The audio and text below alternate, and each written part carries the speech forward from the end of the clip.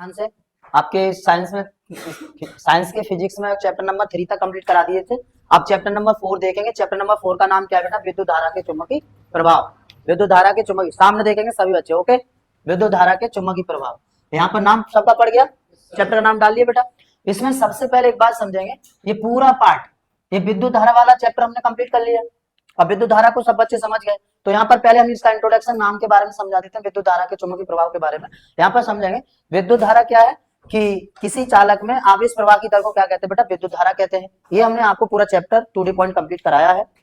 Okay, अब यहाँ पर उसके चुंबकीय प्रभाव, तो उसके चुंबकीय प्रभाव क्या क्या होंगे, उन सभी टॉपिक्स को यहाँ पर आज डिटेल स्टडी करते हैं। तो सबसे पहले टॉपिक आप सभी बच्चे हेडिंग डाल लेंगे बेटा, चुंबक। चुंबक, चुंबक यानी कि मैग्नेट, इसे इंग्लिश में बोलते हैं बाबू मैग्नेट। ध्यान से समझोगे,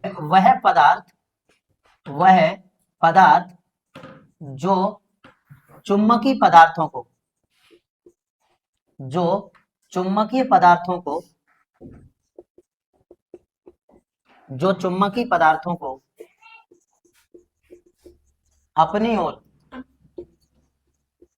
आकर्षित करता है,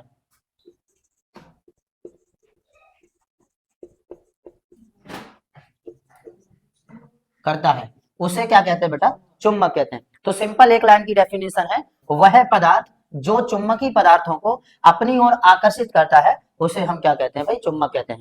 लेकिन यहाँ पर ये शब्द आप याद रखना कि क्या कह रहा हूं मैं यहाँ पर बेटा? चुंबकीय पदार्थों को, सिर्फ चुंबकीय पदार्थों को। ये शब्द आप यहाँ पर अच्छे से समझ के चलना कि वह पदार्थ जो चुंबकीय पदार्थों को अपनी ओर आकर्षित करता है, उसे हम चुंबक कहते हैं। चुंबकीय पदार्थ कैसे? तो देखिए, चुंबकीय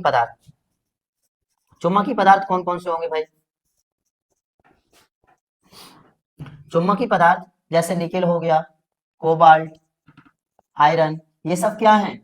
चुंबकीय पदार्थ है। ये सब क्या है?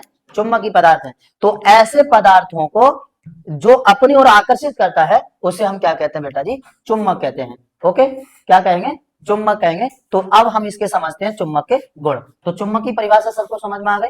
उसके बाद हम समझेंगे चुंबक के गुण क्या है। तो सबसे पहला प्रॉपर्टीज क्या होगा? सबसे पहला प्रॉपर्टी है कि चुंबक के दो ध्रुव होते हैं। चुंबक के कितने ध्रुव होते हैं बाबू? दो ध्रुव होते हैं, नॉर्थ और साउथ। तो चुंबक के दो ध्रुव होते हैं, राइट। आगे दूसरा पॉइंट है कि चुंबक को पीटने पर या पटकने पर या गर्म करने पर, चुंबक को पीटें, पटकें या गर्म करें, चुंबक को भाई पीटें, पटकें या गर्म करें, तो चुंबक की चुंबकीय शक्ति नष्ट हो जाती है। चुंबकीय शक्ति नष्ट हो जाती है।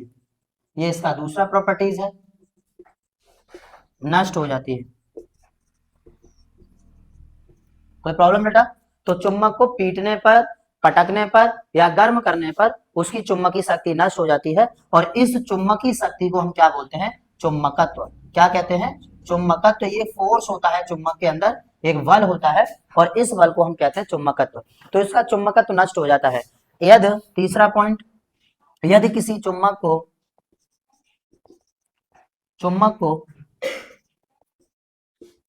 काटने पर चुंबक का प्रत्येक भाग, बेटा जब चुंबक को काटेंगे, सपोज ये चुंबक है हमारी, और इस चुंबक को काट रहे हैं यहां से, यहां से, यहां से, तो इसके कई टुकड़े हो जाएंगे। तो काटने पर इसका जो प्रत्येक भाग होगा, वो अपने खुद में क्या होगा? एक चुंबक होगा। ठीक है, तो चुंबक का प्रत्येक भाग खुद में एक चुंबक होता है, खुद में एक चुंबक होता है। ये बात आप याद रखेंगे। देखिए भाई, किसी चुंबक को अगर हम काटें, तोड़ें, तो उसका जो प्रत्येक पार्ट होगा, उस चुंबक के टूटने के बाद जो पार्ट बचेगा, वो भी सब क्या होगा? चुंबक होगा। तो इसलिए मैंने लिखा है यहाँ पर, चुंबक को काटने पर या तोड़ने पर चुंबक का प्रत्येक भाग खुद में क्या होता है? एक चुंबक होता है। ओके, चौथा पॉइंट है इसका कि चुंबक को स्वतंत्रता पूर्वक लटकाने पर, स्वतंत्रता पूर्वक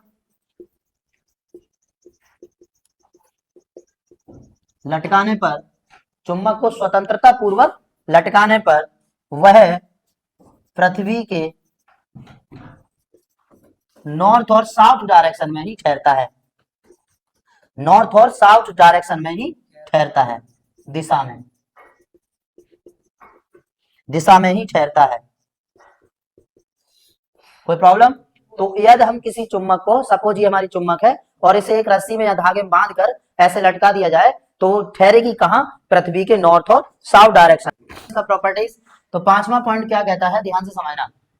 पांचवा पॉइंट है, यदि हम किसी चुम्बक के ध्रुवों को अलग अलग करना चाहें, यानी सेपरेट करना चाहें, तो चुम्बक के ध्रुव नॉर्थ और साउथ कभी भी सेपरेट नहीं रहेंगे।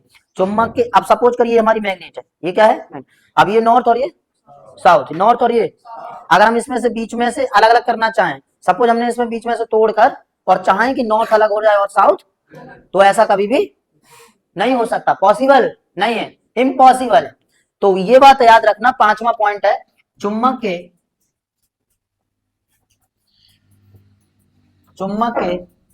ध्रुवों को, चुम्बक के ध्रुवों को अलग अलग नहीं किया जा सकता, अलग अलग नहीं किया जा सकता, क्योंकि ये मैग्नेट है और इसका अगर ये नॉर्थ है और ये साउथ है, अगर इसे बीच से तोड़ेंगे तो फिर जब टूट के टुकड़ा ये अलग बन जाएगा और ये टुकड़ा अलग बन जाएगा, तो इसका भी ये नॉर्थ और ये भी नॉर्थ और ये साउथ, समझ गए, नॉर्थ साउथ, तो अलग अलग फिर एक साथ रहते हैं, ये कभी भी एक दूसरे का साथ नहीं छोड़ते, जहां नॉर्थ वहां साउथ, जहां साउथ वहां नॉर्थ। आवेशों को अलग अलग किया जा सकता है, आवेशों को अलग अलग किया, ये धनात्मक और ये, इनको अलग अलग कर सकते हैं, लेकिन इसे अलग अलग नहीं कर। जितना भी टुकड़ा, अब इसका टुकड़ा कर दीजिए तो यहाँ पर ये नॉर्थ फिर रहेगा और इसके साथ फिर यहाँ साउथ बन जाएगा, ये साउथ है फिर यहाँ पर नॉर्थ बन जाएगा।